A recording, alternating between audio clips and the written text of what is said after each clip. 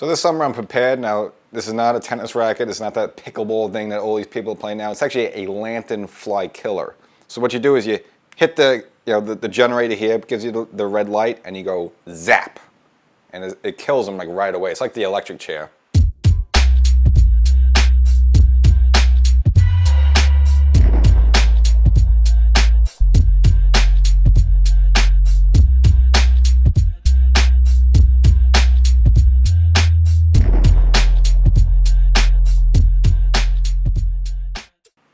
Welcome to Section 420, Talkin Yankees. Well, Marcus Stroman has returned to the Yankee rotation. I know you've been waiting for many months for this. Has come back and got that start against the Athletics here. So we'll kind of look and dissect his first start there and kind of look at the rest of the Yankee rotation, what that means for the rest of the way there. And of course, another Yankee starter who had a good hot streak there for a while, that's Clarke Schmidt. Unfortunately, had his scoreless streak come again against that same Athletics team there. But we'll kind of look back at that as well, having a little, surpassing a little both, as baseball history as well, a little bit of Yankee history as well there. So we'll kind of give you some numbers and give you a little history of stats there, kind of where Clarke Schmidt stacks up there. And of course, as we get closer and closer and closer to the All-Star game, we'll keep you updated as we've been doing every episode here. At least we have a minimum of 3 Yankees that are going. One's going to start. Big shocker who that is there, but let's kind of fill you in there as well there. And of course, the other thing you like about the midpoint of the baseball season is, of course, the trade deadline. Of course, new fresh rumors of Yankees, a couple of names being thrown out there, kind of get you up to date on that in case you're not familiar with you guys. Let you know how those players stand and how likely or not are these trades going to happen. And last but not least, let's look at the youth. Of course, Spencer Jones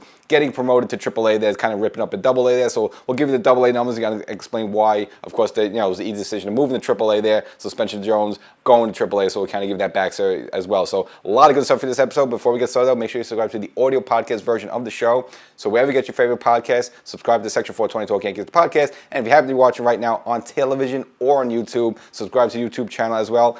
Get it all. So as we all know, Yankee fans, we've all been salivating for the return of Marcus Stroman. Of course, went down that game in April there with the sore knee, and again tried to rehab a little bit and re-injured himself. They had to shut him down for a while. Finally worked his way back a little bit, and then had him in AA there. And really, his final start in AA was not good at all. It got roughed up in the 3+ innings there. Had 63 pitches and really got knocked around. Where you figured, is this guy ready or not? But even after that start, I guess whatever they saw from him, they felt his stuff was good enough to go there. So of course, they made his re-season debut, would say his second debut. Again, that was the weekend series against the Athletics, where the Yankees were able to take the rubber game, and actually he pitched pretty decently. And it's just kind of funny how all this stuff lined up. Remember, at the start of the season, in spring training day, he made little headlines where he refused to go to the bullpen. He only wanted to be a starter and nothing else. Well, it turns out, the Yankees have a couple injuries. We all know with Garrett Cole and Luis Heel. So, and then you have to worry about it for a while. Already you get there in April, then he has this bad start there, and then you find out he has the hurt knee. They have to take him out for a while there. And again, so you never had to address that situation of him having to go into the bullpen. And you almost had to do that a little bit because, with Ryan Yarbrough, the way he was throwing, the Yankees signed him as a reliever, but obviously came on as a starter for the Yankees and really was driving there. And you're like, all right, well, Stroman's going to come back. Who's going to be the odd man out there? And it just happens, of course, Yarbrough gets the oblique injury about a week before that, and just kind of paves the way there for Stroman to rejoin the team. So, so Alan Wyness, who was up just for one start there, and again, it was miserable against Cincinnati there, but whatever, was his one start. You knew obviously he was going to be up for one call. So obviously it just works perfectly well. Now you can send him to AAA, makes it with Stroman, and then Stroman comes in and it has a really, really good start there against the Athletics there. Takes now also helped him a little bit as well. The Yankees offense finally break it after having a little bit of a drought that whole entire week there. So able to have a bit of a cushion, which obviously gives you a little bit more comfortable to get out there. And obviously he was able to take a 5-0 lead into the 5th inning until he finally surrendered a home run, which is his only earned run he gave up there. So if you look at his line in his first game, they get it impressive. Now, of course, we know the Athletics not one of the greatest teams there, but still it's a major league team there. Your first game back, you're on the mound there in Yankee Stadium, a little steamy there, man. Very excuse when things go wrong. And again, he got clocked his previous rehab starting in a AA game. So you figure, how's this going to go? But now if you look at his line, so 5 complete innings there, only gave up 3 hits there, just the 1 earned run, which was a home run, as I mentioned before, 2 walks and 1 strikeout. Okay, didn't get a lot of swings and misses, but we all know the deal with Marcus Stroman. He's a contact pitcher. He gets a lot of ground balls there, so that's kind of, he's not the type of guy that's going to strike out a whole bunch of guys, so that's kind of what he is there. So first start back good. We'll see where it goes from here. I think probably, again, we don't really have a full timetable on Yarbrough, so probably most likely if things stay the way they are, if Yarbrough does come back, he's probably going to be destined for the bullpen unless someone else goes down for that. And for Stroman there, I guess they'll build up his pitch count there and just keep going along the way. Now, of course, around the corner, we also have Luis Heel coming back, so what's going to happen in that situation?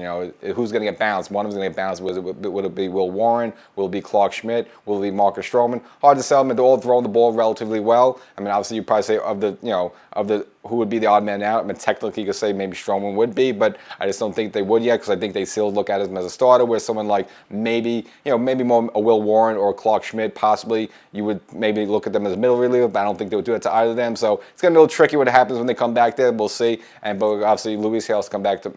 For that, you want to be in the equation. That's something you probably have to think about until at least after the All-Star break. So the Yankees are not going to have that headache for a while. But at least now, Marcus Stroman back in the Yankee rotation. Hopefully that knee holds up there, and hopefully he can thrive the rest of the way. But the news that Yankee fans are generally excited about is, of course, the news that Spencer Jones has been promoted to AAA in the Yankee system there. Again, the young guy they call the left-handed Judge, tearing it up in AA there, so it kind of made sense. And people wondering, at some point will he come to the major league level? Probably not, but again, if one is to look at his numbers in AAA, you can understand why they gave him the promotion, obviously tearing it up there. So this is the numbers he had in AA Somerset.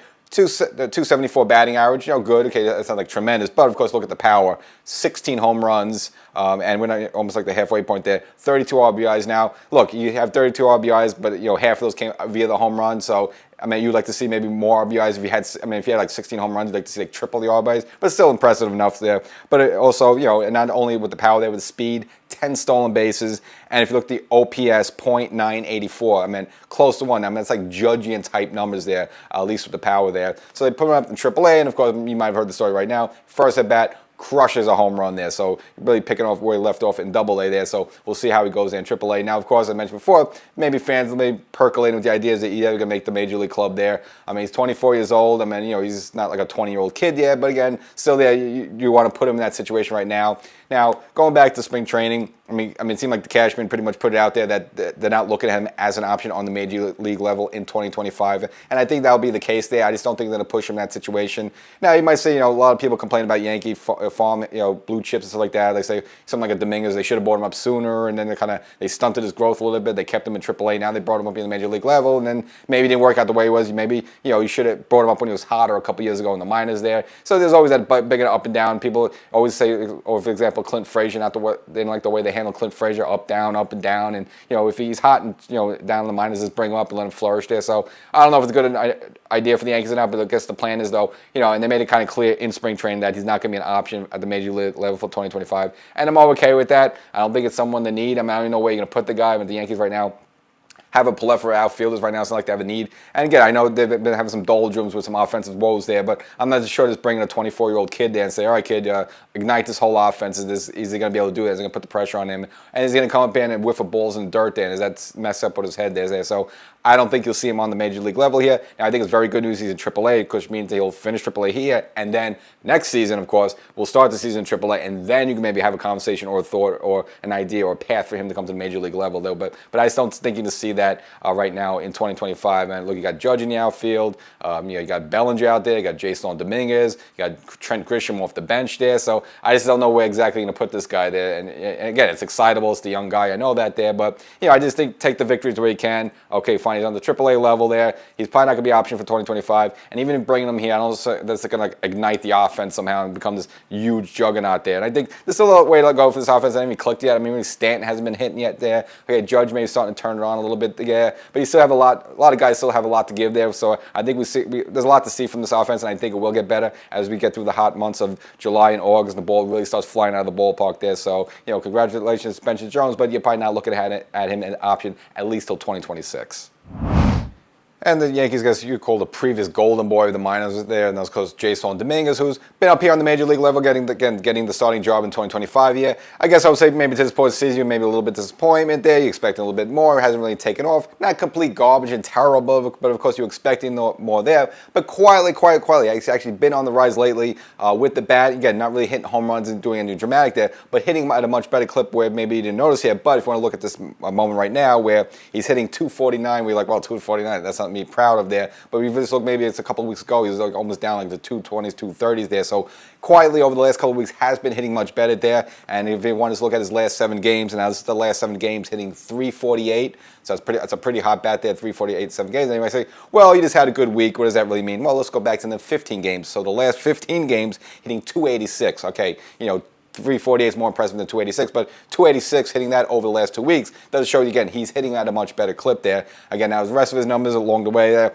only has the 6 home runs where we were probably expecting a little bit more from him. Again, man, when he first came up with the Yankees back in 2022 there, man, just had like 4 home runs in 8 games there. We was like, wow, and unfortunately, he had the injury where he needed Tommy John to shut down there. But we figured once we back here, we'd probably be hitting a lot more home runs, just kind of being in this lineup, playing with Judge, being a switch hitter and all that. That really hasn't translated yet, though, but doing much better with the batting average. But we'll look at some other numbers to be fair there. 27 RBIs. Okay, you're not going crazy with that, but it's decent there. And sneakily stealing 12 bases, which, you don't see him as a speedster there, but again, has quietly stole 12 bases there. So having an okay season there in his first thing, again, he hasn't really taken off the way we thought he would right now, but I don't think you call him a bust or a failure or anything like that there. The fielding is going to be, it is what it is with the fielding there. He's probably always going to be a guy that, even if he starts a playoff game like that, you're always going to take him out in the 7th inning anyway for late inning defense there. So we'll see he's on the rise there. And of course, now as we get closer to the trade deadline, obviously his name might come up as a piece the Yankees could use. I don't think the Diners ship him out. I don't think they want to ship him out. We saw what he's capable of in the minors when he can click on full all cylinders there. So you'd like to see him an opportunity in the Yankee uniform, and I don't think you would want to trade him away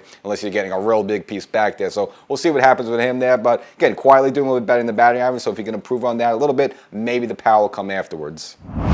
I'm going to do a little All-Star Watch. I'm going to be doing this previous episodes both here on the YouTube channel as well as the audio podcast, which is why you should be an audio podcast subscriber. Kind of did update this already, but in case you didn't catch it here for YouTube and TV follows there, the Yankees will be at least sending a minimum of 3 players. Now, one of them, of course, is not a shocker, to the All-Star game now. Now, we're not exactly the other 2 remaining there, who's going to get a starting job or not. But at least as we know, Aaron Judge, who along the way been giving you all the updates on the votings there, has been leading the whole way. And because he has through the phase 1 part of the voting there, automatically will be a starter, which you kind of knew that was going to happen. And of course, Ohtani on the other side with the National League. I mean, that was a shoe in there. So, but of course, the other 2 Yankees, and one of them, actually 2 of them, a little bit of a surprise later on. And one was Paul Goldschmidt, who was leading for the majority of the way, but for first base. But unfortunately, Vlad Guerrero Jr. of Toronto took over there. And so what they're going to have to do each position, as I kind of explained in the last episode, have a face-off between the 2 top vote getters to see who's going to be the starter there. So at this point, we don't know right now. They're getting to the phase 2. But again, if I had to predict, probably Vlad Guerrero Jr. will probably get the nod over, and he can probably get more votes over Paul Goldschmidt. Again, Paul Goldschmidt doing a good job for the Yankees right now, having a really good season, bounced back from a couple of seasons ago where he was kind of like he was losing it a little bit. But of course, Vlad Guerrero Jr., he's 25, 26 years old there,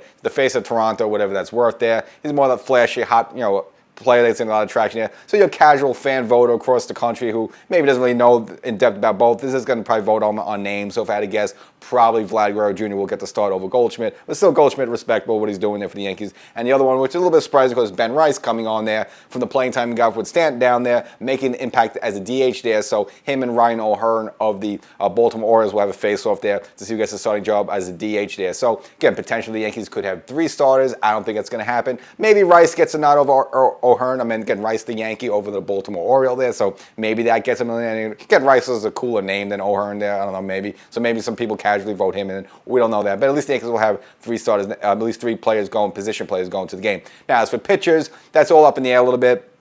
Obviously, we know that, it depends on what pitches are available. Yeah, of course, someone like Max Fried should get the ball and should start the game. But again, we don't know right now in a couple of weeks where he's going to be in the Yankee starting 5 rotation. Maybe he won't be available. Or maybe that day is his bullpen day and they'll let him go an inning. Okay, or maybe he pitched the game right before the All-Star break and he won't be available. So, yeah, he'll be an All-Star on paper there, but he won't play in the game there. So pitching is a little hard to see how that works out there. And, of course, last minute they just grab some pitches just because they need guys. Some guys get hurt. Or someone might be, maybe not on the IL, but they're not really available because the manager rather rest that play during that break there. So, obviously Aaron Boone and Joe Torre is going to join him as co-manager for the American League there. Obviously, he's not going to push a player from another team who might be on the mend or hurt a little bit, a little sore there. So those things all work out there. So, could there be some more Yankees playing from the bullpen involved in the game? Yeah, maybe. I don't know. Luke Weaver, did miss a chunk of time there, so I don't know that. But maybe based on reputation, maybe he goes there. Or maybe some like Fernando Cruz having a surprisingly good season for the Yankees. Maybe he gets a nod. Or even some like Tim Hill. Hey, look, he's been doing a good job for the most part for the Yankees as a left there. So maybe this, whatever happens, maybe somehow he gets ranked in there. So the Yankees could have some more All-Stars going to the game. We'll see about that, but at least we know they'll have a minimum of 3. In the previous episode here on the YouTube channel, we kind of covered the Clark Schmidt getting yanked out of his no-hitter bid there, which I think was the right move. But again, really, so I guess a subplot under that whole thing, which we didn't realize at the time, was his scoreless consecutive scoreless inning streak there, which he had going. And of course, got the previous start as well. He had against the Angels, where he went into the 8th inning, throwing up zeros there as well. Well, that lasted a little bit again in that weekend series against the Athletics. Unfortunately, was finally ended there. But again, him, all the games, the consecutive scoreless streak he had there was a 28.1 third innings there. So it was actually a new record. So this is going back to according to the Elias Sports Bureau, since the expansion era, which technically started in 1961. Clark Schmidt now owns the record for the longest consecutive scoreless inning streak, which, in that game against the Athletics, even though he lost in that game, he still was able to throw at least a couple there to at least get the new record. So the previous record holder was Hunter Brown of the Houston Astros, who had 28 even innings, so I guess the 28 and 1/3 inning. So by 1/3 of inning right now, Clark Schmidt is your official scoreless streak holder of that right now, and also it's the longest streak by any Yankee again since the expansion era there. And if you want to go before the expansion era there, again, kind of whatever they call the era before the expansion era there, it's the longest streak since 30 scoreless innings by Allie Reynolds back in 1951. And again, another reason why you should be an audio podcast subscriber. You might have to go back a little bit, look back at a season or two ago. I did a highlight. There was some highlights on some Yankees you might not know about. I actually did a feature on Allie Reynolds. So if you want to know more about Allie Reynolds, go into the Section 420 Talkin Yankees podcast catalog there. Go back a season or two and look for Allie Reynolds, and you'll find all you need to know. And I guess as with Yankees transition out of June and July there, you don't go too crazy with the standings, but you always just want to look over your shoulder, look around there to see the competition, who's doing what there. And if you look right now, the Yankees are actually not really leading the pack in terms of the other divisions. I mean, the Yankees are leading the AL East, of course, but if you look at what Detroit is doing in the Central as well as what Houston is doing out west there, then with most significant leads and with better records now. Why that's important there, where if we look back at the last postseason for the Yankees there, I think the reason why they had some success there was what they were the number 1 seed team. Not that it doesn't make them matter because they were just as good on the road in Cleveland and Kansas City, so I don't think it was a huge deal. But of course, you want that number 1 seed. You want to be a top seeded team there. So if you match up against a team like Detroit there, you'd rather have the home field advantage. You'd rather get that last at bat there in the bottom 9th there. So if you're looking right now there, actually there's 2 dogs on top of the Yankees there. So again, in case you weren't paying attention, we'll just kind of look where it is right now. So I guess Detroit, you would say, has probably the best record right now in the American League at 50-32, and they have an 11-game lead in their division, which, again, almost at the halfway point there. That's pretty significant. I mean, you have to really talk about a dramatic choke job by them in the second half for them to lose that. So you're probably getting, at least at this point there, looking at them as the AL Central champs. And again, if they keep up what they're doing right now, they might be the number 1 seed team. Again, that's not the end-all be-all there, but again, you want to be that number 1 seed team. You don't want another team to be. And then if you also look at our old friend, the Houston Astros there, them just, pretty equally as good there at 50-34. Now, not as big as a lead, but still significant at 6.5 games there. But if you look at the rest of the AL West, there's pretty much like garbage there. I mean, Seattle's okay there, but they're only a couple games over 500. So unless they just get a real big second half or make some great moves at the trade deadline and they take off, I don't see that happening there. So right now, again, you look at Houston probably there as the AL West champions there. And again, right now they have a better record than the Yankees, who right now at 48-35, at least at this point. Again, these things could change over a week there. Now they have the smallest lead of anybody there with only 1.5 games there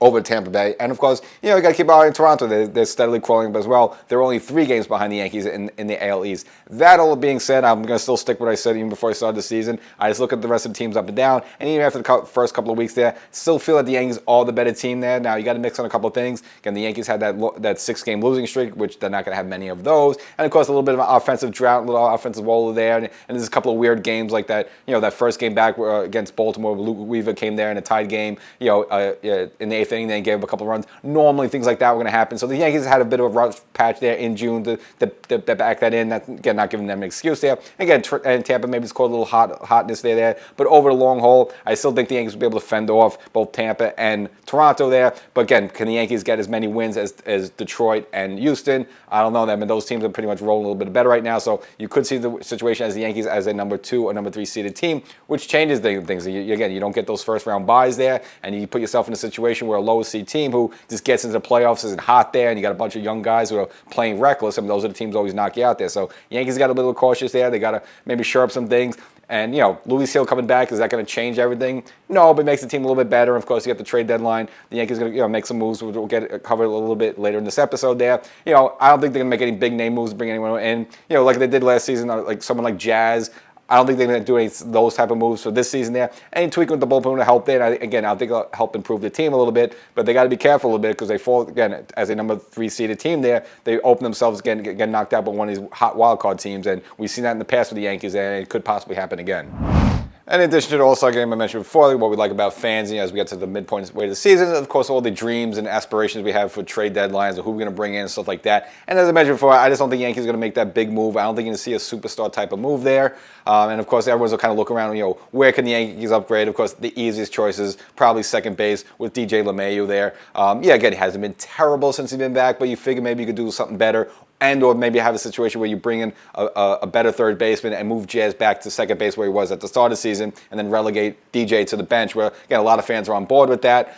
I don't think that's going to happen, but there are a couple of names you've seen out there and some rumors there. So I guess we'll kind of look at those, analyze them, see if it's realistic or not, where the position of those teams and those players are, where would they be willing to trade that, something like that, to the Yankees there. And there are some possibilities there, but again, I don't see the moves. Some players and some teams just kind of stick with guys a little too long. We saw this, some situation in other sports, probably Knicks probably stuck with Patrick Ewing a little too long. The Giants probably stuck with Eli Manning a little bit too long. And for whatever reason, we don't know what it is, the Yankees seemingly like to stick with DJ LeMahieu. Again, we know he's on the contract this year, and of course he got one more year at $15 million there. But I just don't think they're going to have a guy pay for the guy $15 million just to sit on the bench and be a pinch hitter or a spot starter once in a while. So I don't think you see a deal. But I guess we'll have a little fun there. We'll throw some of the names, some of the rumors there. We'll see if it's realistic for the Yankees or not. So if you look at DJ since he's been back, again, not been super great, but you can't say he's been terrible. He's been decent, at least at this moment right now, in 37 games for the Yankees, hitting .248 with 2 home runs. Now, again, .248 normally we say was not good, especially on the standards of what DJ LeMahieu used to hit for the Yankees when he was riding high there. But again, this day and age, we just talked about Jason Dominguez hitting .249. Again, this is the way the players are. Like a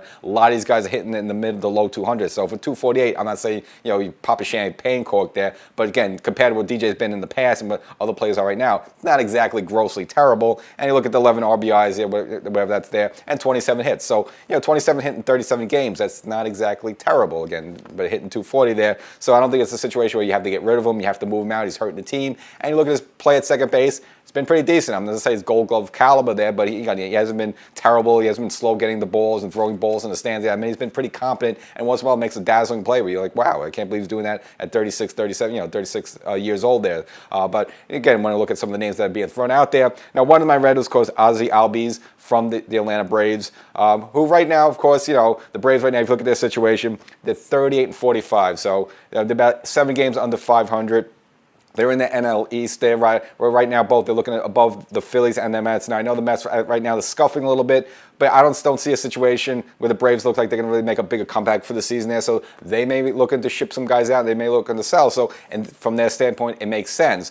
But again, are you going to swap DJ for Albies straight up there? I just don't see them wanting to take DJ's salary for not only this year, for next year. So if the Yankees make that deal, they're probably going to eat a chunk of money because Albies is only making about $5 million right now there. So the Yankees would be getting the better deal. So Atlanta's going to want the Yankees to eat a chunk of that deal, and for taking DJ and that money, they're going to want the Yankees to throw in some pieces there, maybe some rookie prospects, some pitching prospects. So, and at the end, if the Atlanta's looking to rebuild a little bit, which they probably are, they might be willing to talk to the Yankees there, but again, I just don't think they want to take a DJ LeMahieu contract, and if they do, they're going to have to sweeten the pot by eating some of the money and shipping a few guys out to Atlanta, well, maybe some pitching prospects there, and I just don't see the Yankees doing that. And if you want to look at Albies' numbers right now, I mean, he's probably the better player right now, but it's not exactly jumping off the charts here, so at least at this moment right now, he's hitting .223, so he's actually hitting 20 points lower than DJ. Now, granted, he's played more games than DJ, because DJ had a late start to the season, got hurt in spring with the calf injury, so that's in 82 games, hitting .223 there, so you're not exactly wowed by that.